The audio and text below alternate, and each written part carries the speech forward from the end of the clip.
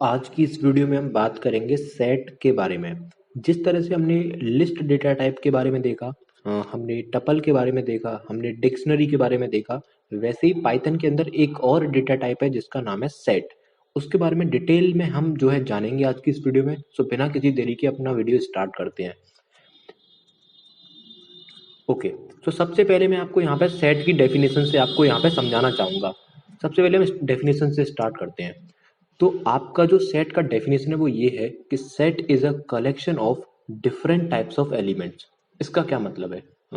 मैं आपको एक एग्जांपल बताता हूँ। जैसे आपने क्लास 11th में जब आप थे तो आपने एक मैथमेटिक्स में सबसे पहला ही चैप्टर होता है सेट। तो एक बार मैं आपको उसका इंट्रोडक्शन दे देता हूँ, उसके बाद अपना पाइथन वाला सेट हम स्टार्ट करेंगे और ये भी देखेंगे कि क्या डिफरेंस होता है पाइथन के सेट में और मैथमेटिक्स के सेट में। तो वहाँ पे कुछ इस तरह से होता था। जो मैथमेटिक्स में जो हमने सेट पढ़ा है वहाँ पे आपके कर्ली ब्रैकेट्स थे। ओके,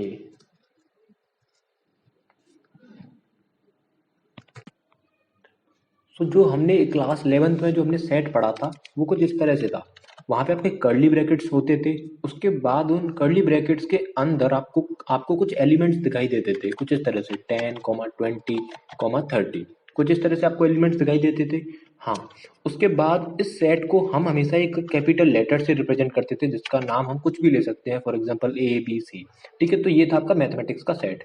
इसमें एक और चीज थी, वो आपकी ये थी कि आपके जो सेट के अंदर जो एलिमेंट्स होते हैं वो आपके यूनिक होते हैं।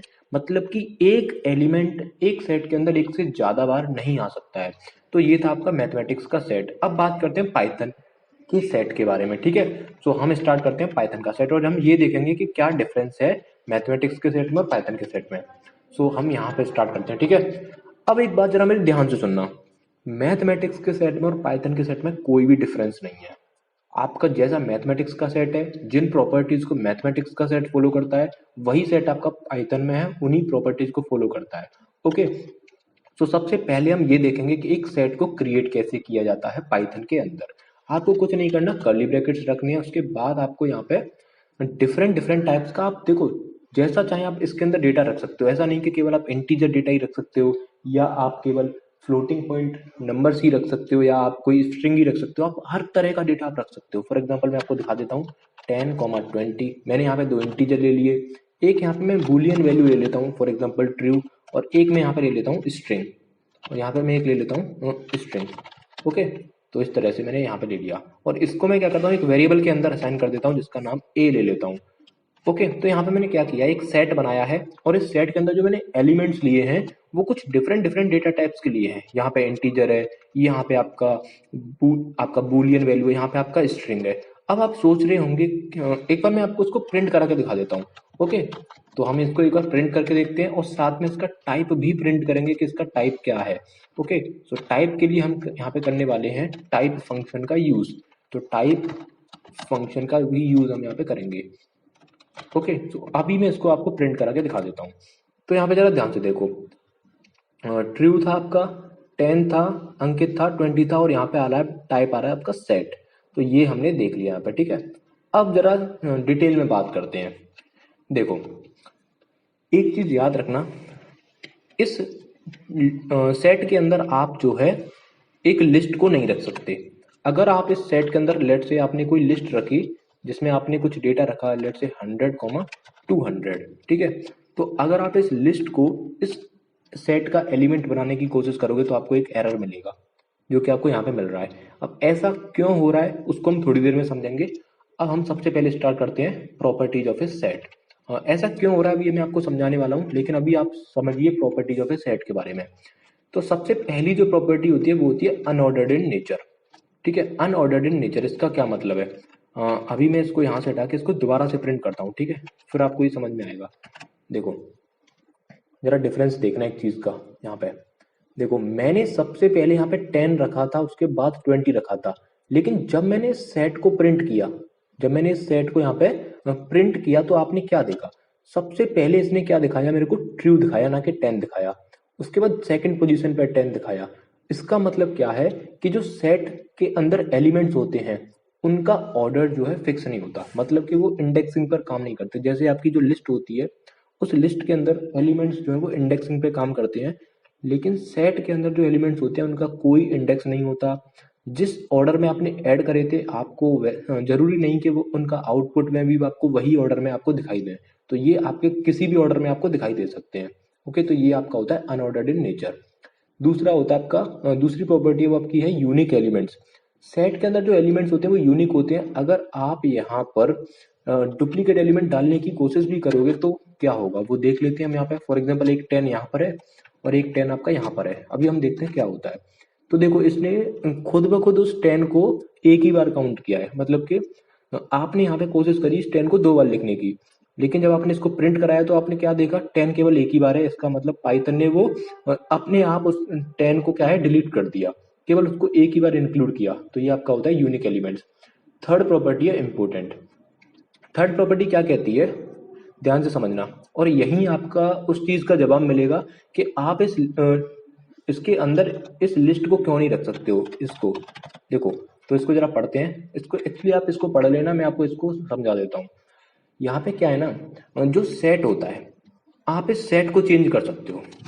आप इस सेट को चेंज कर सकते हो। इसका मतलब ये है कि आप इस सेट के अंदर नया एलिमेंट ऐड कर सकते हो और पुराना एलिमेंट डिलीट कर सकते हो, लेकिन आप किसी एग्जिस्टिंग एलिमेंट को अपडेट नहीं कर सकते। तो मैंने क्या बोला, आप इस किसी भी एलिमेंट को ऐड कर सकते हो और पुराने एलिमेंट को डिलीट कर सकते हो, लेकिन आप किसी एग्जिस्टिंग एलिमेंट को चेंज नहीं कर सकते। ओके, तो ये आपका है प्रॉपर्टी।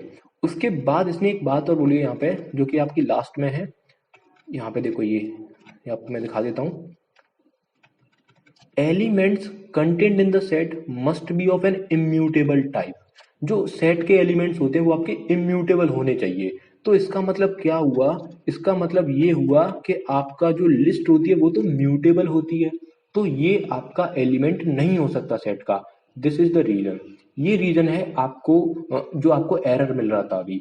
तो ये आपको रीजन समझ में आ गया होगा कि आप जो है एक लिस्ट को सेट का एलिमेंट क्यों नहीं बना सकते, क्योंकि जो सेट के एलिमेंट्स होते हैं वो आपके इम्यूटेबल होते हैं। ठीक है, बट आप एक सेट के अंदर नया एलिमेंट ऐड भी कर सकते हो और पुराना एलिमेंट डिलीट भी कर सकते हो, लेकिन जितने भी एलिमेंट्स होंगे वो सब आपके इम्यूटेबल होंगे। आप एग्जिस्टिंग एलिमेंट को चेंज नहीं कर सकते, लेकिन आप 10,20 को अगर चेंज करना चाहोगे तो आप कर सकते हो। ठीक है, तो ये आपका था प्रॉपर्टीज। अब हम बात करते हैं ऑपरेशंस के बारे में। तो सबसे पहला ऑपरेशन क्रिएशन, वो तो आपको समझ में आ गया होगा। सेकंड ऑपरेशन है आपका add an element to a set. आप किसी एलिमेंट को ऐड कर सकते हो सेट के अंदर। फॉर एग्जांपल मैं यहाँ पे पहले मैं इसको यहाँ से हटा देता हूँ, जो रॉन्ग एलिमेंट है ये 10,20 लिस्ट के अंदर है। तो यहाँ पे लेट से मैं यहाँ पे ऐड करना चाहता हूँ कोई नया एलिमेंट। तो इसके लिए हमारे पास एक मेथड है जिसका नाम है ऐड। तो for example A dot add, और आपको कोई नया एलिमेंट ऐड करना है लेट से 100, तो आप इसको ऐड कर सकते हो। और अब आप ध्यान से देखना, आप अगर आप इसको प्रिंट करोगे ए को, तो आपको यहाँ पे 100 आपको यहाँ पे मिल जाएगा। देखो यहाँ पे 100 आपको मिल चुका है सेट के अंदर। उसी तरह से आपका तीसरा जो ऑपरेशन है वो आपका एक एलिमेंट को रिमूव करना।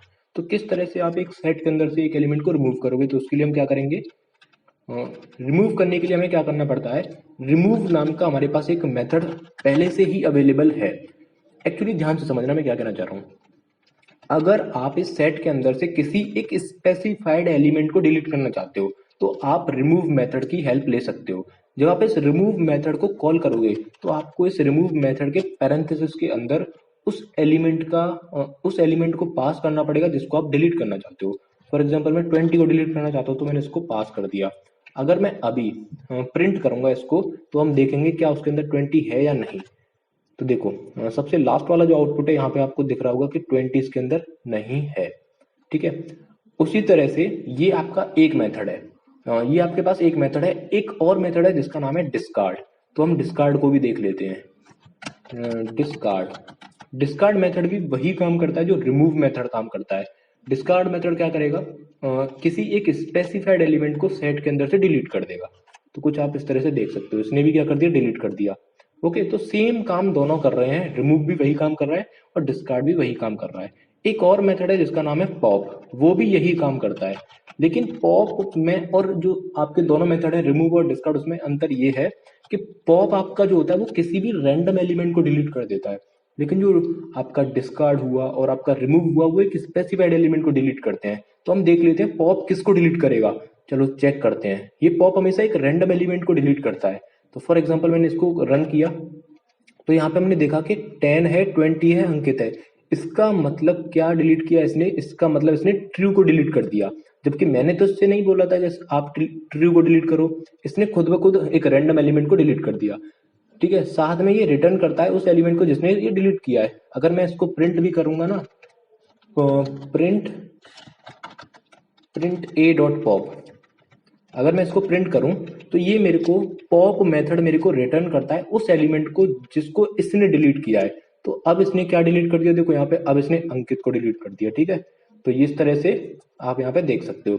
तो ये हमने 3 मेथड पढ़े एक ऑपरेशन को लेकर। इस थर्ड ऑपरेशन को लेकर हमारे पास 3 मेथड हैं। तो यहाँ पे मैं लिख देता हूँ आपके लिए। एक आपके पास पॉप है, एक आपके पास डिस्कार्ड है, उसके बाद एक आपके पास है रिमूव। ठीक है, तो हमारे पास ये 3 मेथड है। अब हम बात करने वाले हैं मिनिमम एलिमेंट कैसे गेट करते हैं सेट के अंदर से। तो इसके लिए मेरे को क्या करना पड़ेगा? सबको एक डेटा टाइप का बनाना पड़ेगा। या तो सबको स्ट्रिंग रखो, या सबको इंटीजर रखो, या सबको फ्लोट रखो। तो यहाँ पे आप देखो, मैंने यहाँ पे लिया 10, 20, 30। अब मैं चाहता हूँ इस सेट के अंदर जो मिनिमम एलिमेंट है, जो छोटा एलिमेंट है, वो मेरे को मिल जाए। तो मैं यहाँ पे क्या करूंगा, मेरे पास एक फंक्शन है, मेथड नहीं, मेरे पास एक फंक्शन है जिसका नाम है मिन। ठीक है, जिस तरह से हमने लिस्ट में देखा था ना, लिस्ट के अंदर जो हमने मिन मैक्स देखे थे, वही सब यहाँ पर भी काम करते हैं। तो मिन के अंदर मेरे को क्या करना है, इस सेट का नाम मेरे को पास कर देना है। अब होगा क्या, ये मिन जो फंक्शन है मेरे को रिटर्न करेगा वो एलिमेंट जो इस लिस्ट के अंदर सबसे छोटा है, सॉरी टपल सेट के अंदर सबसे छोटा है। तो मैं इसको क्या करूंगा, प्रिंट करूंगा, क्योंकि ये मेरे को कुछ रिटर्न करके देगा। तो यहाँ पे इसने दिया 10, इसका मतलब इस सेट के अंदर सबसे छोटा एलिमेंट कौन सा है? 10। अब हम देखने वाले हैं नेक्स्ट ऑपरेशन जिसका है गेटिंग मैक्सिमम एलिमेंट। किस तरह से हम इस सेट के अंदर से एक मैक्सिमम एलिमेंट को गेट कर सकते हैं। तो उसके लिए हमारे पास एक मेथड है मैक्स। ये मैक्स मेथड क्या करता है, मेथड नहीं एक्चुअली फंक्शन है। ठीक है, तो इस फंक्शन की हेल्प से हम क्या कर सकते हैं, एक मैक्सिमम एलिमेंट को इस सेट के अंदर से गेट कर सकते हैं। ये हमें रिटर्न करके देगा और उसको हम प्रिंट करा लेंगे। तो मैक्सिमम आपको मिलेगा 30। ओके, सो नेक्स्ट ऑपरेशन है हमारे पास सम ऑफ ऑल एलिमेंट्स।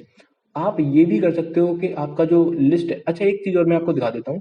अगर यहाँ पे सारा का सारा डेटा लेट से स्ट्रिंग में होता, फॉर एग्जाम्पल ए, उसके बाद आपका बी, तो हम क्या देखते, तब हम देखते कि यहाँ पे आपका बी जो है मैक्सिमम एलिमेंट है।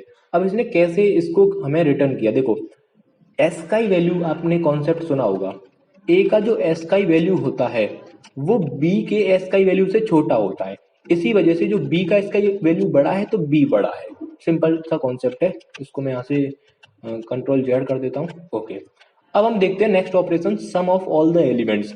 किस तरह से आप जो है सभी एलिमेंट्स का सम जो है गेट कर सकते हो। तो उसके लिए आपको एक फंक्शन है सम नाम का फंक्शन, जिसको आपको कॉल करना पड़ेगा और इस ए को उसमें पास करना पड़ेगा और ये आपको रिटर्न करेगा सम।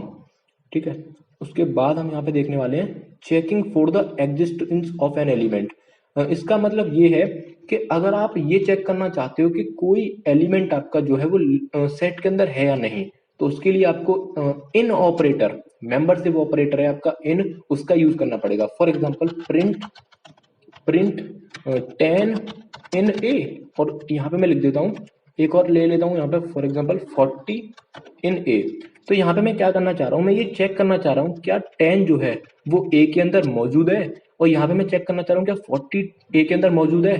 तो यहाँ पे 10 तो है तो आपका आउटपुट आएगा ट्रू, लेकिन 40 नहीं है तो आपका आउटपुट आएगा फॉल्स। इसको देख लेते हैं। तो देखो 10 के लिए आपका ट्रू आ गया और आपका 40 के लिए आपका फॉल्स आ गया। ओके, सो अब हम नेक्स्ट ऑपरेशन की तरफ चलते हैं। नेक्स्ट ऑपरेशन है आपका 8th ऑपरेशन, जिसमें क्या कह रहा है टोटल नंबर ऑफ एलिमेंट्स। ठीक है, टोटल नंबर ऑफ एलिमेंट्स।